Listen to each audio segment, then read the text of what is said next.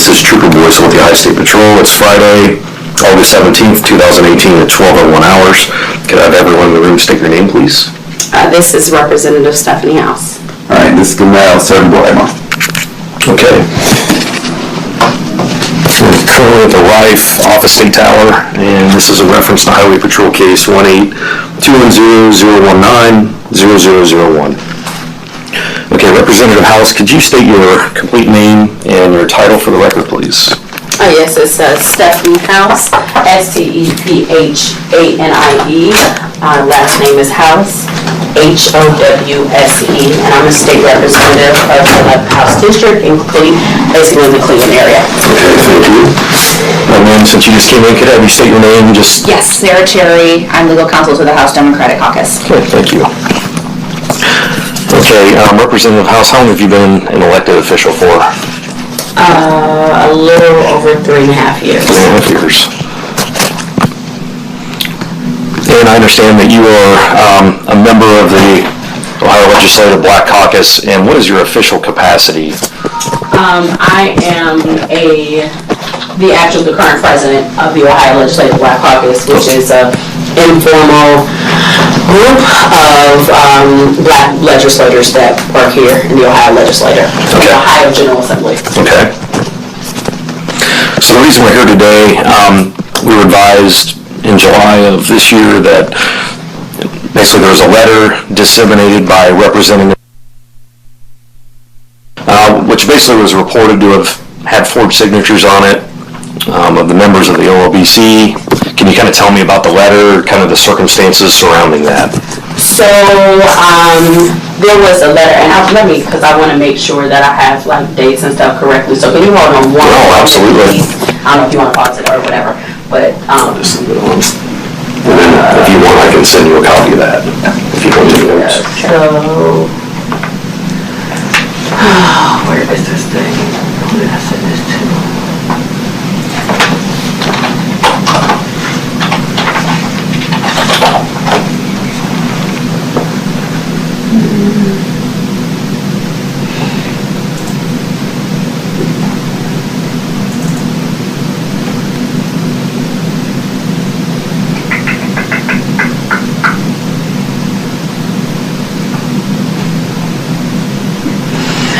Okay, so I want to make sure that I am. Alright, so basically, as far as the content of the letter, when you look at the content of the letter, there was a letter that represented to the Columbus Police Department about basically requesting a public records request regarding child abuse of just this situation and other situations, and her belief of the Columbus Police Department's lack of neglect of taking seriously child abuse things. So that was the content of the letter, and she listed, it was 13 members' names, signatures, along with her signature on the letter. There's no dispute as far as the content, what she's bringing up. That's not the issue. The issue is that the method that she decided to go by, as far as public records requests, things of that nature. I had a conversation that was on March 28th. We had an extensive conversation. It was about 74 minutes, because I have documentation, whatever. We were on the phone for 74 minutes, going back and forth of why, again, this route of trying to get everybody collection. I mean, if your end goal was getting public records, we were myself, Senator Tavares, Charlita Tavares, and Representative Amelia Sykes were really trying to come up with a strategy of how she can get it, not doing it the way that she wanted to do this public letter, things of that nature. I'm like, that's not a good idea. And that's organizationally, when we come together as a group of legislators, our focus and attention has been on the state and dealing with different state departments, as we've done with the education, when it came to medical marijuana. That's how we have used, since I've been, president of the organization, and historically, we use our name coming together, in having, conversation as it relates to state business because we are state legislators. So that was a conversation that we had on March 28th. On March 29th, I guess she had drafted this letter. She had sent me a text. It said, hey, I sent you this letter, such and such, and I get text and you just don't pay any mind. It's like, okay, I'll get to it when I get to it. And then, that was the Friday, this March 30th, somebody said, did you all send this letter? I'm like, what letter are you talking about? And they was like, this letter that went to City Council, the Mayor of Columbus, police. I'm like, what are you talking about? So then I go back, I looked at my email as a draft of the letter. The draft of the letter that she sent to me had her signature and Representative Glenn Holmes' signature. Everyone else was blank, right? Because she actually got Glenn Holmes' permission to do that. That was on March 29. That was right after her text. But according to this Friday letter that I'm seeing, she had sent the text, but she said, oh, I sent this letter at 4:15. But according to the official letter that she actually sent, she sent it Thursday, March 29th at 4:58 p.m. to the City of Columbus with all these other signatures on it. So it was a time frame from 4:14 p.m. to 4:58 where she only sent the two signatures on there, hers and Lynn as a draft, but then a couple, minutes later, sent the full thing over. On that Friday, after I received it, because again, I'm putting stuff together, that Friday after I received the full letter that had everybody's signature on there, I called, left her a message. Do this. Can you give me a call back? She did not call me back. I contacted her office because based on it, the email, how she sent it out, it was sent from her office email, to say, oh, a call. She never returned my phone call. And then I tried her again on Saturday. Did you do this? Let's have a conversation. Then on Monday, that Monday, I got a call from our HOWSE Caucus that she was trying to send out a press release with the letter attached. I never know if she did or she didn't send the letter with it attached. This same letter that had all of our signatures that she did not get my approval of and other members' approval because they hadn't talked to her. I talked to her. She talked with Representative Talia Golonsky. She had a conversation with Representative Alicia Reich. She had a conversation with Catherine Ingram. She didn't talk to any of the state senators and then other people. They just hadn't gotten back in touch with her. So at the moment that I heard she was doing this press release, I called OLBC's attorney. I said, this is a situation going on. In a conversation, she won't, talk to me. What do you do? He was like, okay. He was like, that's when I think we possibly should do a cease and desist letter. We kind of have like a leadership group of OLBC. I contacted, we got on the phone, had a conversation, like we probably should just have a cease and desist letter for her to stop putting this information out there. Like this is what members of the organization indicated to get a public records request, which was not the case on the behalf of OLBC. So that was that. The attorney drafted out the letter. And then I guess it was an additional 2 weeks later, she sent another email out to the Columbus Police Department indicating basically that the senators and the representatives did not get a response back from you on our public records request. So again, you're alluding to the letter and the signatures that you've gathered that it's legitimate of what was requested. And this was after the cease and desist, all this type of stuff. And then that's kind of where I have when, I was going back and forth, like, should I even really pursue this? Should I not?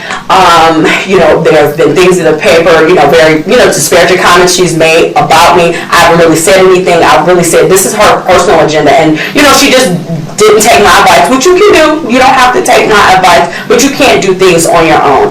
I went to the administration here in the Ohio House to do an internal complaint. No one necessarily because of some of the internal things that are going on. We had a speaker, we didn't have a speaker, now we have a new, and all this stuff. It's been in limbo, and I'm like, what should I do about my name and the integrity of my name? So looking at different options, I was like, well, maybe I should go to the Columbus or Franklin County, and then it ended up pursuing the things with the Ohio Highway State Patrol.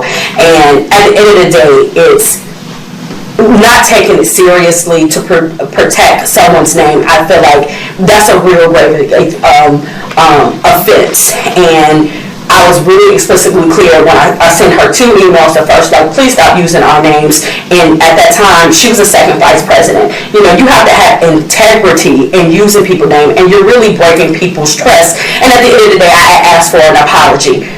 She responded back in the email. It was her option to use people's names. That is not how you can't do that. You just cannot do that. And she is very convinced herself that what she did was correct. She had permission to do it, and that's what she's going to stick to. She's getting a lot of press on what she's doing, and she feels very entitled to do that. And if a person can't see what they did was incorrect when it comes to me and using my name and my likeness, that's just problematic. Being a public official, one way or the other. If I support you, what you asked for, but I didn't, and I was trying to work through a strategy so that she can get what she wanted, and this is where we are. Okay. So, let's get back to the beginning a little bit. So you had a conversation with her on the phone. You said, I believe, for 74 minutes. It's 74 minutes, and I can, because I got a copy of my phone records, and I can provide you a copy to see her on the phone. 74 minutes. We had a conversation. Okay. So you had the conversation. Did she mention during that conversation about drafting any type of letter? No, she just, and I mean, again, she was getting very upset and wanted to know why we as legislators would not put our name, and she specifically said, I don't understand what's the biggest thing, all I'm asking for is a damn signature. She was like, you Negroes are scared. That's what she said. I'm just asking for a damn signature, and our ancestors will be rolling over in their grave to have an understanding that y'all just don't want to participate. That's what she said. We were actually on the phone talking with each other. Okay, so obviously it was talking about the subject matter of the public records request. It's about getting signatures to get a public records request. Her reasoning behind getting everyone's name on this letter, because if it's coming from a collection of people, then you would have to get a public records request to all these different people, and you would see if everybody is getting the same information. That is the strategy that she wanted to employ. Okay. How was that conversation left when you guys hung up the phone? Again, it was just like, I just don't agree with you, Representative Sykes. Representative, this is just not a good strategy. And so it was kind of left in limbo. There was no yes, and I told her, I told her, I was like, I'm not signing my name on that. I'm like, no, I'm not from Columbus. I don't even know all the dynamics. I hear what you're saying, and I did not feel comfortable adding my name to this letter, not knowing all the things and the dynamics that are going on here, and still in my mind, because again, understanding that she was very passionate about that. Once we got off the phone, that's why I tried to solicit the help of Senator Charlene Tavares, who is based here in Columbus, who probably knows a little bit more than me. And we had worked on having a conference call with her the next day at 5 o'clock. And that's the thing too, is she sent that, like, we were, like, and I have these phone records where we were trying to work with, to get to a strategy so she could get the public records that she wanted. She did not want to listen or take the advice, and she only wanted to do it her way. And that's where we are. Okay. So the next day, the 29th of March, you received a text or an email? It was both. It was both. And did that email contain a draft of the letter? It contained a draft of the letter with her signature and Representative Glenn Holmes' signature. I hadn't looked at it though. Like, I never looked at it because, again, I have a whole life of slew of things going on. I never looked at it. She did send it.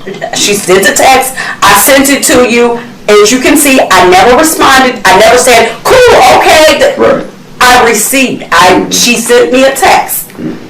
I never looked at the letter until it was realized the next day on the 30th that she sent it out. Even though the letter is dated incorrectly, the letter that she sent out said March 30th, but she actually sent it on March 29th based on the information that I have received, which I never looked at. That's what I'm saying. I never looked at her draft or anything to say one thing or the other until after it was done, because, again, if you can see right now, I got over 100 emails. You know, life is happening, and you just don't jump when people tell you to jump. Was there, and asking just directly about the letter, was there something significant about why she wanted it done that quick? Was there something that had to do with that date of March 29th or 30th? You know? I don't know. Honestly, I have no idea. I don't know. Okay.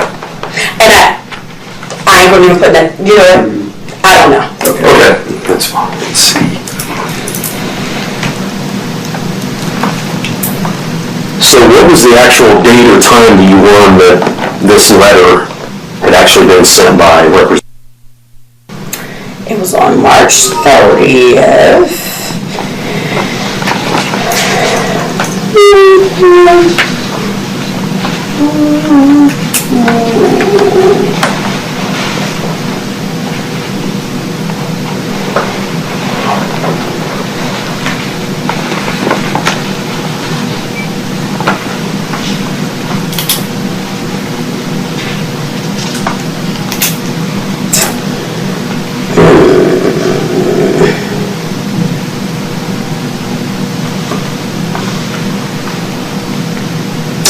I'm having to look at my phone log. I'm looking at this because I sent her a text on March 30th at 4:13 p.m. on March 30th. So it must have been, it was some earlier in the day, and I can look back when I actually received the email. But it was that day, sometime that day. But it was on the 30th. It was on the 30th. It was the 30th. So in the event that a letter or a document is released from the OLBC, what's the typical procedure or protocol for releasing a letter? Everything is, before you use anybody's signatures, you ask each member who wants their signature to be yes. They give you a confirmation, either verbally and or they'll just, writtenly, like, okay, I will sign on to this letter. My office collects the signatures, and then, I send it out, or, we have a person that works with us who will send, usually when it comes to all-state business, it's just me. Usually I've been the one who have put the letters together or give it to the member who, the complete letter, send it to the member, like, here it is, I put it together, then they will make updates other than that. Okay.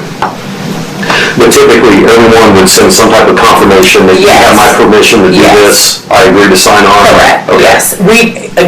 You get confirmation from every person's name who says yes. If they say yes, then their name goes on the letter. If they do not say or they don't respond, because that happens too, then their letter, like if you did not talk to anybody, then their name does not go on the letter because they didn't give you a yay or a nay. Okay. And there have been times where letters didn't go on. I never thought, well, why wasn't my name on it? Because you didn't respond. So that's why your name isn't on the letter. like I said, if you need that, I could actually show you in that cases, because we've had, we've probably did like maybe 4 or 5 like joint letters. And as you can see, everybody's name has not been on it, because again, they probably just did not respond. So. Okay.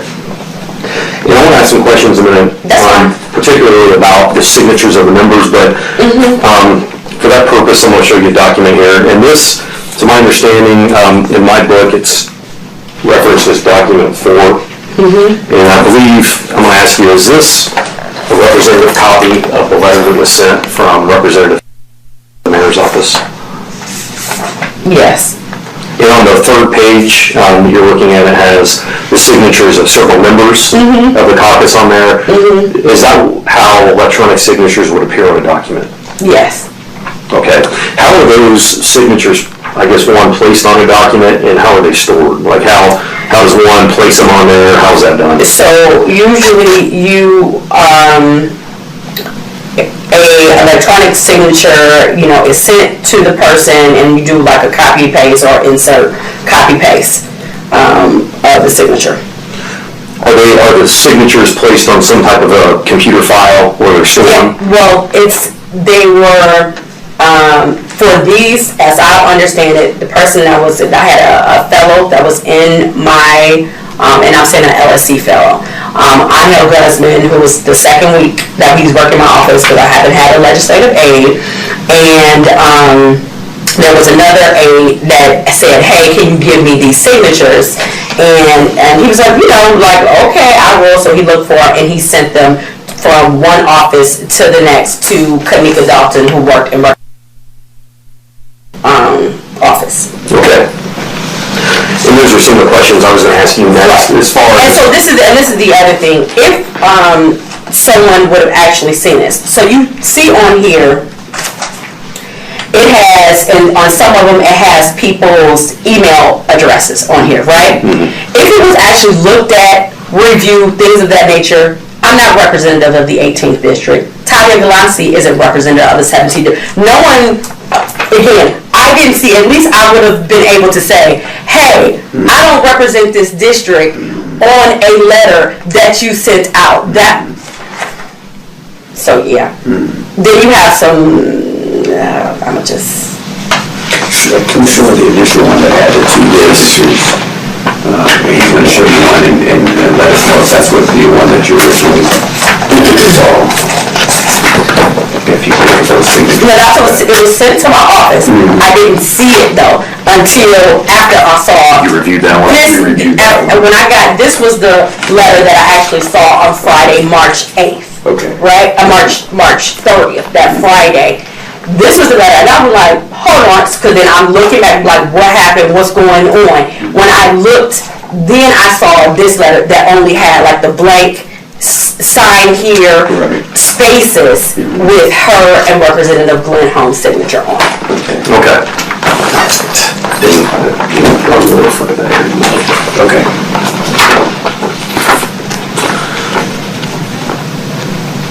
And you kind of talked about it a minute ago.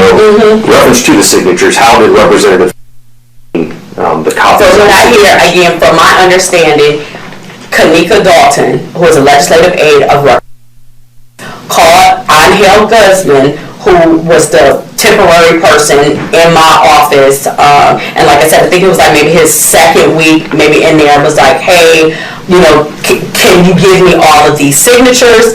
And he sent them over to Kanika Dalton. Okay. The signatures that are maintained in the file, is that just because it's a signature of an official, is there any kind of security as far as you have to sign in to access that, or is it a document you can access? Right. Again, there is nothing, unless you sign into the computer that's there, That's it, okay.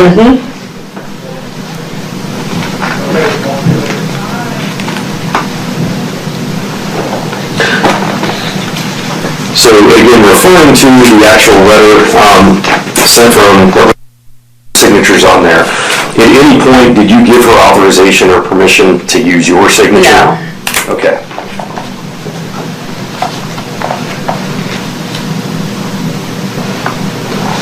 excluding Representative Holmes, are you aware of any other members that gave authorization?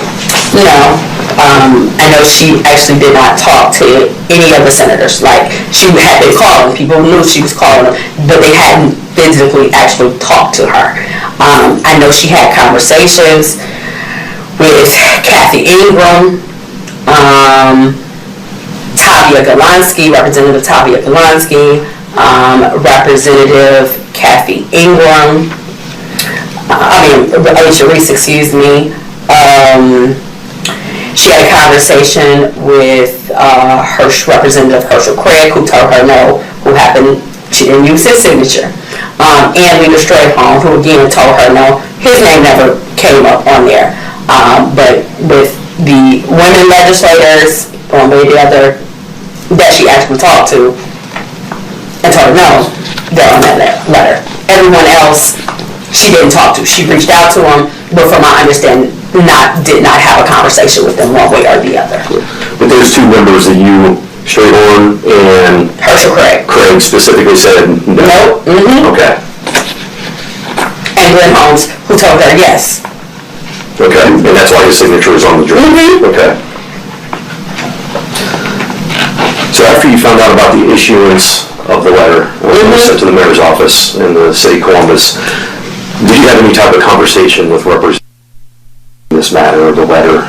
Again, I made several attempts to actually talk with her. She never returned my phone call. Never returned text, an email. After I sent her the 2 emails, she sent a correspondence to the whole group indicating that she used her option to use our signatures, used her option as second vice president to use the signatures, and then she was calling on like my resignation and then Herschel Craig's resignation and a whole lot of other things that don't pertain to this. To your knowledge, has there ever been a letter that's been released from the caucus or someone took it upon themselves to place other signatures on it? No. Okay. And we talked a little bit ago, you referred to the cease and desist letter. Mm-hmm. And when that was drafted, was that a letter that you talked to the attorney to have drafted, or was that something that other members of the caucus also agreed that should be sent? It was with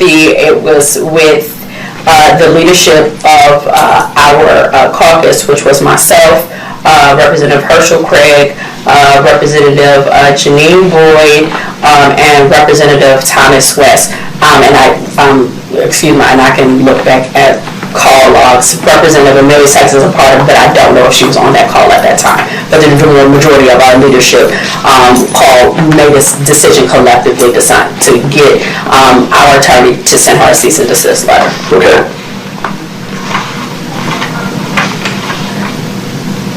And regarding the cease and desist letter, do you know, did she comply with the request with what you were asking of her? Again, I can't say for sure. Did she do it? We sent it, that was the earlier part of April, and as I indicated, it just happenstance that someone sent a copy of this email that she had sent to CPD, again, alluding to the original letter. This was after she received the cease and desist. Things that she's been sitting on from her computer, it's just, the only reason I know is because somebody happened to send it to me. I can't tell you from that point, has she been sending letters? She does a lot of email sending. If somebody does I don't know. I cannot confirm one way or the other. Okay. But I do know she has used the inference of that letter publicly saying that the senators and the representatives are requesting information, the public records requests based on the letter, which I did not give her permission to use my signature. Okay. And that was after the cease and desist letter. Okay.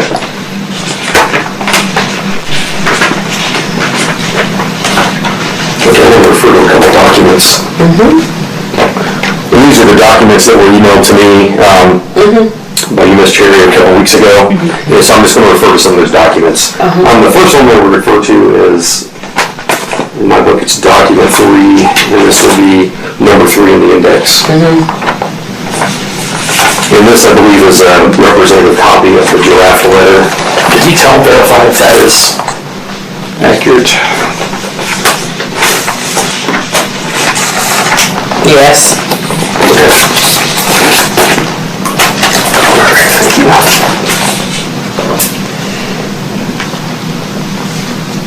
And again, you did not view the draft until after you already found out about the dissemination of the letter. Yes.